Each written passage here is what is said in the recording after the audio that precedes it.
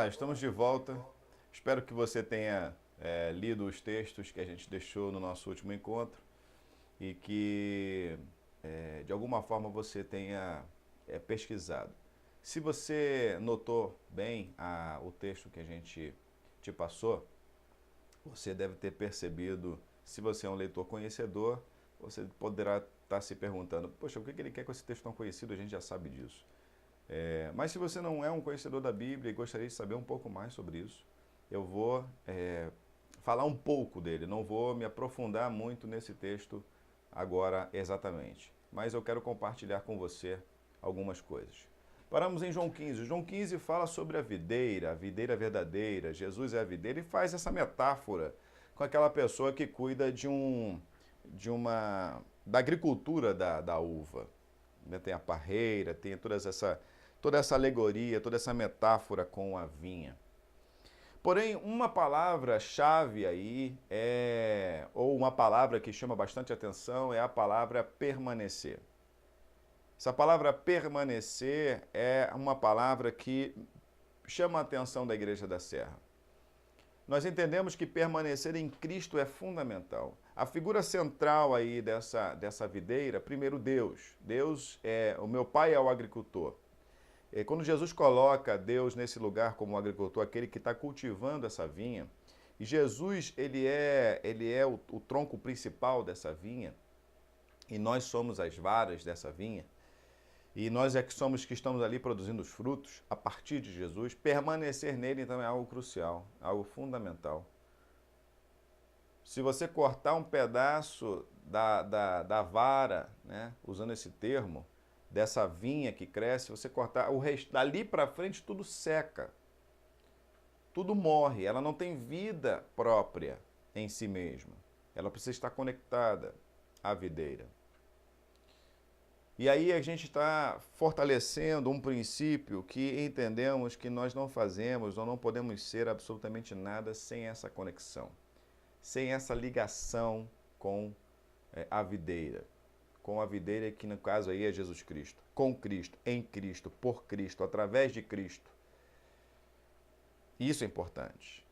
Nós cultivamos aqui na Igreja da Serra uma palavra que é viver no modelo de Jesus. E aí, quando a gente fala assim, viver o reino é isso, viver o reino é imitar Jesus. Imitar Jesus na forma como ele lidou com a prostituta, imitar Jesus como ele fez com o leproso, imitar Jesus com o entendimento que ele teve das necessidades das pessoas, imitar Jesus quando você vê, os questionamentos que as pessoas estavam fazendo, até mesmo para querer pegá-lo em alguma situação, para que, no caso, os religiosos pudessem ter provas na mão para dizer, olha, tá vendo? Ele é um mentiroso, ou ele é um contraditório, ou alguma coisa nesse sentido. Eu quero imitar Jesus e Deus colocou no meu coração, me fez enxergar, dentro da região de Nova Friburgo, uma comunidade chamada Cascatinha, Cônego, um bairro que, se você conhece, você pode ter uma noção. Deus me fez ter uma visão, Deus me mostrou algo, Deus me mostrou uma comunidade, várias ruas, pessoas entrando e saindo. E Deus me mostrava, nesse sonho, as pessoas indo ao encontro de Jesus com outras pessoas. Não pessoas indo a um lugar para um culto num horário, mas as pessoas encontrando outras pessoas. E essas outras pessoas que assumiram um compromisso com Cristo, entendendo que o seu ministério era um ministério no caminho.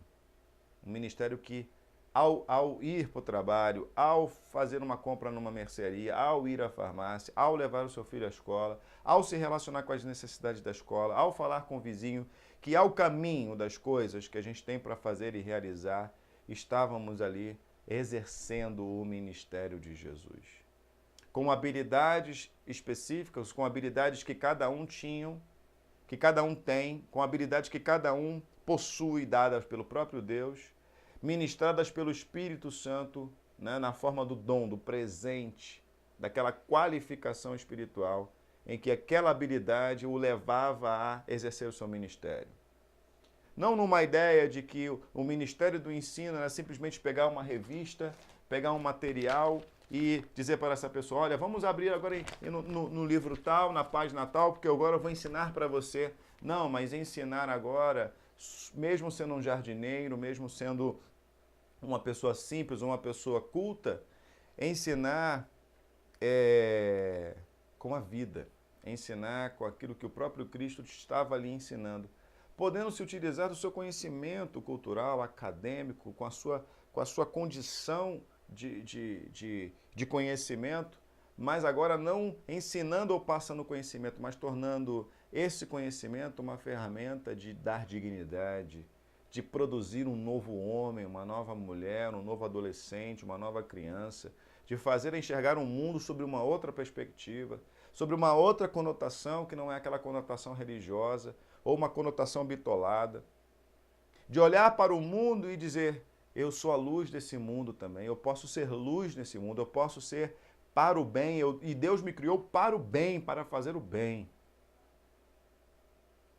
Atos 2, 42 a 47, fala dos primeiros passos de uma comunidade, que ao seguir aquilo que os enviados de Jesus, aí o termo apóstolo, a gente usa o termo apóstolo de forma muito equivocada, a gente usa o termo pastor de forma equivocada, a gente usa o termo presbítero muitas vezes de forma equivocada, a gente usa o termo diácono de forma equivocada, usamos os termos bíblicos que foram alguns transliterados, outros tentaram se ter uma tradução, mas erramos ao traduzir esses termos em títulos e cargos eclesiásticos, quando na verdade esses termos tinham a ver com pessoas que eram cuidadoras, pessoas que eram maduras na comunidade, pessoas que serviam de direcionadores, pessoas que tinham habilidades na sua própria comunidade, reconhecidas naturalmente pela forma de agir na sua comunidade.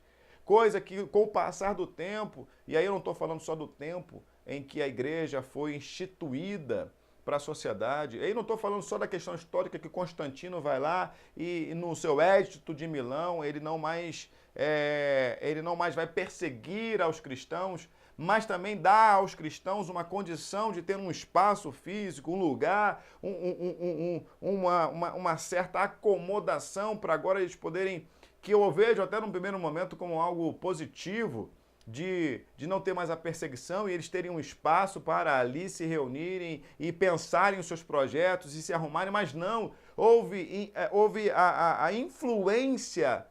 a influência do protocolo imperial, influência de paradigmas e de dogmas, que não foram os dogmas que Jesus nos ensinou, que não foram os dogmas que o próprio Paulo, ao plantar as suas igrejas, deixou.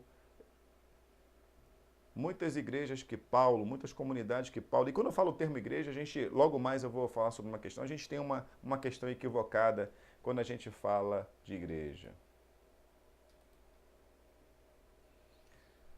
Outra coisa importante é Mateus 16. Né? E aí você pode apertar o pause, pegar a Bíblia, ler, pedir para alguém ler para você, consultar na internet, se você não tem Bíblia, verificar esse texto. É uma das primeiras vezes, uns primeiros momentos que a palavra igreja surge. E aí tem uma palavra grega, que é a palavra eclesia, né, que ela se diferencia da palavra sinagoga.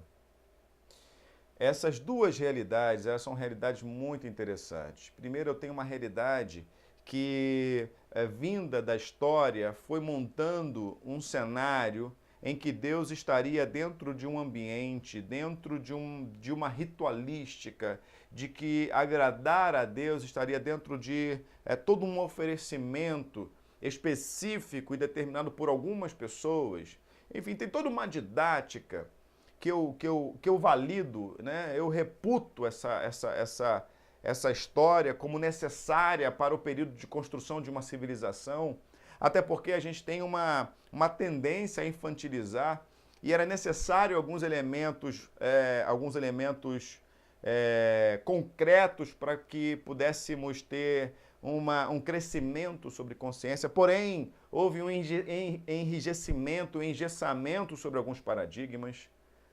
E Jesus, ele não vem destruir a lei, ele não vem derrubar tudo que foi construído, mas ele vem dar uma outra oportunidade de você pensar sobre isso. Uma outra maneira de você olhar que a questão não estava em fazer um milagre ou de promover um milagre num sábado, mas estava em considerar a pessoa do milagre, né? Em que Jesus lança a questão, né? O sábado foi feito para o homem foi feito para o sábado. Quando Jesus lança essa oportunidade de um questionamento, de um aprofundamento daquilo que estava sendo visto como letra pela letra, o que está escrito pelo que está escrito, sem uma reflexão maior, eu acredito que a gente tinha uma comunidade que estava seguindo a Deus com fidelidade, porém não estava se permitindo pensar ou abraçar aquilo que lá atrás Deus cobrara de obediência, um coração obediente. É que ele não quer sacrifício, ele quer obediência, ele quer um homem inteiro, ele quer um homem que o conheça. Ele não quer um homem que cumpra tarefas para Deus, mas um homem que o conheça e que tenha um relacionamento com esse Deus. Eu posso estar falando coisas que para você já esteja conhecimento enorme sobre isso.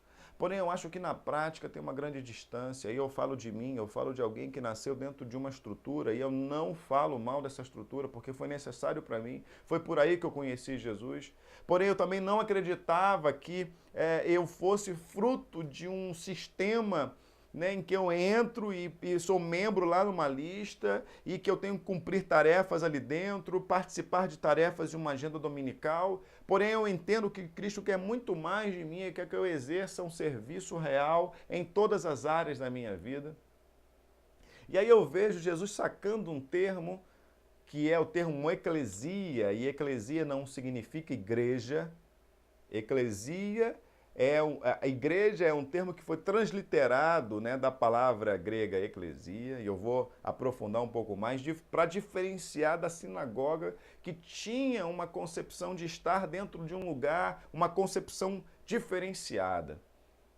Em Mateus 13, 53 a 58, a identidade comunitária de Jesus e os seus desafios, porque ele volta para a sua cidade, ele passa pela sua cidade, a sua cidade de Nazaré, e diz o texto que ele não é o filho de Maria, ele não é o filho de José o carpinteiro. Essa identificação da pessoa, essa pessoa que caminha, que passa pela minha rua, que passa pelo meu bairro e que está ali interagindo com as minhas necessidades. Esse cara não é o fulano, essa pessoa não é a fulana, ele não é o filho de Beltrano, ele não é o neto do seu fulano.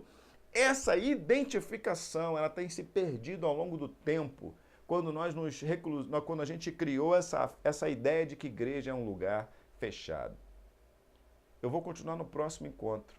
Eu queria que você permanecesse com a gente e que você pudesse estar disponível aí para o que eu estou trocando com você. Você pode mandar o seu e-mail, você pode entrar lá no nosso site, como eu coloquei, e mandar um e-mail para a gente, mandar um comentário, fazer o que você deseja fazer. Mas está sendo um prazer. Muito obrigado, eu peço que Deus nos ajude e nos dê a compreensão necessária. Até o nosso próximo encontro.